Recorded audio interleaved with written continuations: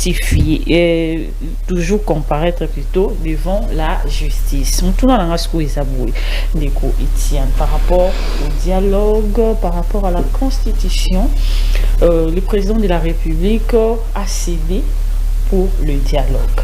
Tandis que là, nous pour la binopé, vous préférez qu'il dialogue, qui est pour changer constitution. Alors c'est cette même constitution là qui Constant Mutamba nous dit est triquée parce qu'ils font les choses à la contre.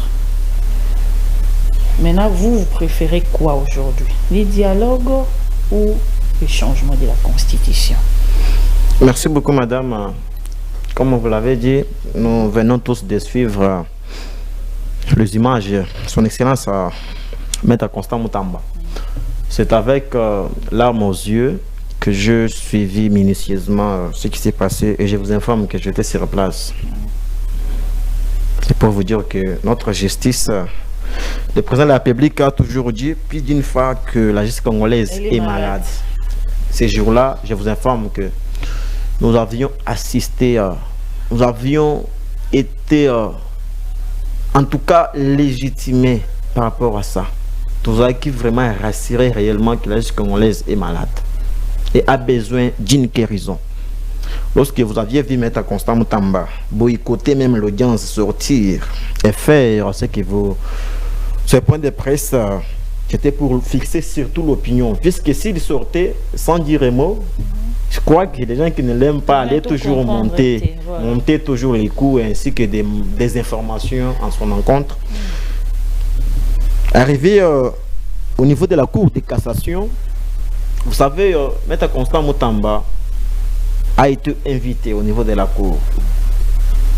Et alors que cette Cour a des compétences de juger sur tous les membres du gouvernement en fonction, dont le ministre, le député national, les sénateurs, le président des assemblées provinciales et autres. Raison pour laquelle vous aviez suivi Maître Constant Mutamba soulever ce préalable d'ailleurs qui est légitime et concessionnel. Il a quitté l'audience. Pourquoi il a quitté l'audience?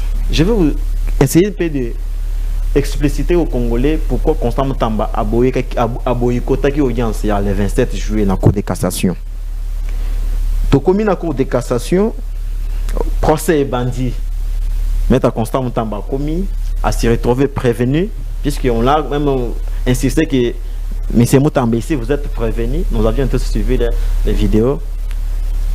Il a accepté quand même de venir, mais prévenu, malgré les procédures n'avaient pas été respectées. Il a dit quoi? Arrivé là-bas, l'audience commence. La station a prévenu. C'est Mutamba qui était le premier prévenu. C'est-à-dire, camarade Chansard a un accessoire. Mais selon maintenant ordre, ce qui est premier prévenu, a yéné mutoko banda procès. C'est mutoko liboso ako banda koloba.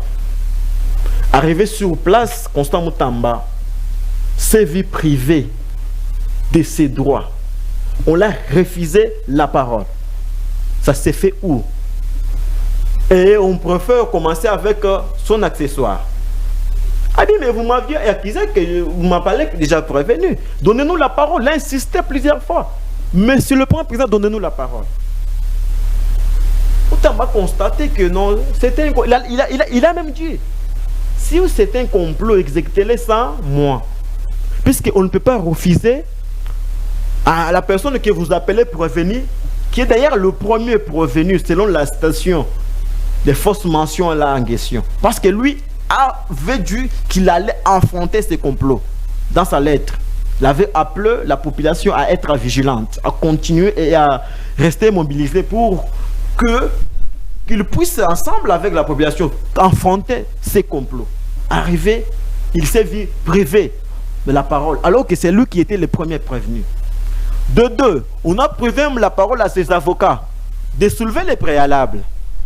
Puisqu'on ne peut pas entrer en fond en ignorant la forme. Parce que l'endroit, la forme constitue les bases légales même du procédure. Lorsque la procédure n'est pas respectée, comme je vous ai dit, madame, bozela jamais décision ya malamu.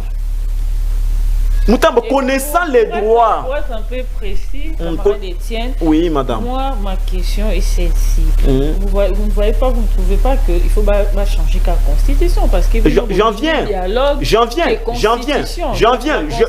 Déjà est pourri. J'en viens, s'il vous plaît, madame. Pourquoi aller au dialogue? Il fallait carrément changer la constitution. J'en viens. Raison pour laquelle je vous ai dit que, comme vous aviez montré les images, je voulais que je puisse au moins préciser là-dessus. Pour manipulation de la famille par rapport à Biloko, moi, n'importe quoi. Parce que je devrais préciser. Donc, Moutamba, à qui na audience, c'est ses droits les plus légitimes. Parce que tant qu'on a droit n'a bafoué, il a vite compris, c'est un homme politique. Donc n'oubliez pas que Moutamba a assumé des fonctions récaliennes dans ce pays. Il connaît un tout petit peu les choses. Alors, écoute, que dans un audio, dans un enregistrement. Donc tout ça, quand il a vu ces complots, il a constaté que c'est déjà un complot. Parce qu'on n'a pas voulu respecter les droits. Parce que les gens me diront que non, mais comment c'est les juges qui ont la police des débats. Je vais essayer de dire une chose. Certes, les juges, dans la police, il y a débat. Mais ils doivent savoir que les juges sont soumis dans l'exercice de leur fonction qu'à l'autorité de la loi. Les juges, le matin, sont la bouche de la loi. Que dit la loi? Vous voyez? Arrivé même là-bas, nous avions vu même la constitution de la partie civile. Que vient faire la partie civile à la loi de cassation? En violation même de la loi organique, la loi 78, organique, la loi 78 d'ailleurs, organique relative à la cour de cassation. Parce que tout ça, on a compris, c'était juste un complot politique. On regarde la Constitution, l'article 153 définit clairement qui est redevable devant la Cour de cassation. C'est la raison pour laquelle M. Constant Moutamba, sa qualité d'un homme des droits, avait refusé de cautionner l'arbitraire. Et il est resté ferme dans sa décision. Et pour revenir sur la question du dialogue et la Constitution, voilà. Vous connaissez très bien notre position. La NOJEC a toujours été claire par rapport au dialogue. Nous disons oui au dialogue. Nous avions appris à travers le point de presse, l'adresse qu'avait fait son éminence Fridolin Ambongo après leur échange avec le président de la République, que le président avait dit au dialogue qu'il va en fait sortir à l'ordonnance qui définira les modalités, comment ce dialogue va s'effectuer. Mais nous, au niveau de la NOJEC, nous avions dit oui au dialogue, mais avec M. Constant Moutamba. Donc là, vous refusez le changement de la Constitution. Nous ne refusons pas. J'en viens concernant la division.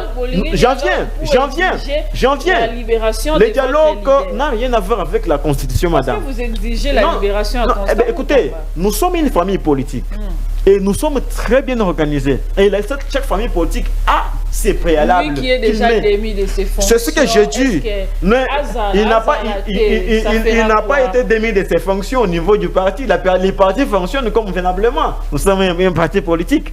Nous avions dit que oui au dialogue. Parce que c'est une initiative que le président lui-même a prise.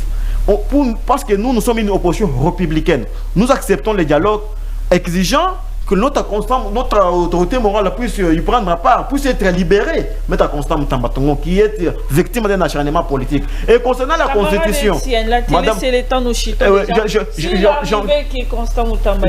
J'en viens. Il va participer parce que le peuple veut qu'il puisse participer au dialogue. Oui, j'en viens. Le peuple, ce que le peuple dit, c'est ce qu'on respecte. La voix du peuple, c'est la voix de Dieu. Le peuple a besoin de Moutamba. Parce que là, le peuple